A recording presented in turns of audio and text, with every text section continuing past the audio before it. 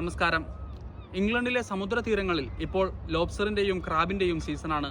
അറിയാം ചില വിശേഷങ്ങൾ. ഏപ്രിൽ മുതൽ ഡിസംബർ വരെ നീളുന്ന കാലയളവുകളിൽ ഇംഗ്ലണ്ടിന്റെ സമുദ്രതീരങ്ങളിൽ പലവിധ മത്സ്യസമ്പത്തുകളാൽ സുലഭമാണ്. സീസൺ തുടങ്ങുന്നതിന് മുന്നേ തന്നെ വലുതും ചെറുതുമായുള്ള എല്ലാ ബോട്ടുകളും അറ്റകുറ്റപ്പണികളെല്ലാം തീർത്ത് സജീവമാകും. വലിയ ബോട്ടുകൾ 3 മുതൽ 5ഓളം വരുന്ന ദിവസങ്ങളോളം മത്സ്യബന്ധനത്തിന് ഇറങ്ങുമ്പോൾ ചെറിയ ബോട്ടുകളുമായി പോകുന്നവർ ദിവസം രാത്രി 12 മണി തുടങ്ങി പിറ്റേ ദിവസം ഉച്ചയ്ക്ക് 2 മണിയോടെ തീരുന്നവയാണ്.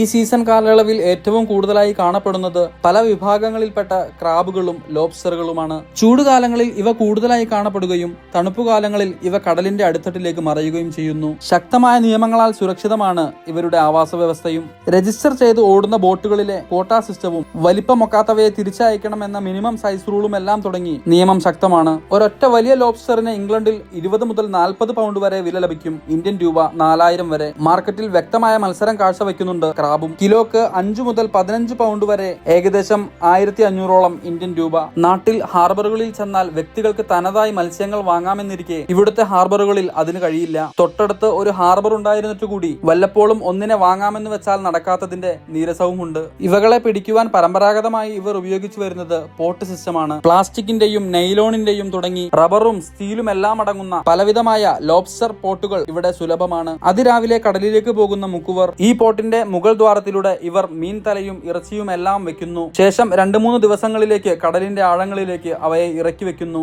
3 ദിവസങ്ങൾക്കപ്പുറം ചെന്ന് നോക്കുമ്പോൾ കെണിയിൽ അകപ്പെട്ട ലോബ്സ്റ്ററിനെയും ഞണ്ടുകളെയും ലഭ്യമാകും. How many days it will take to finish? I do one a day. In a day? One a day, complete one. Yeah. Is that normal steel or?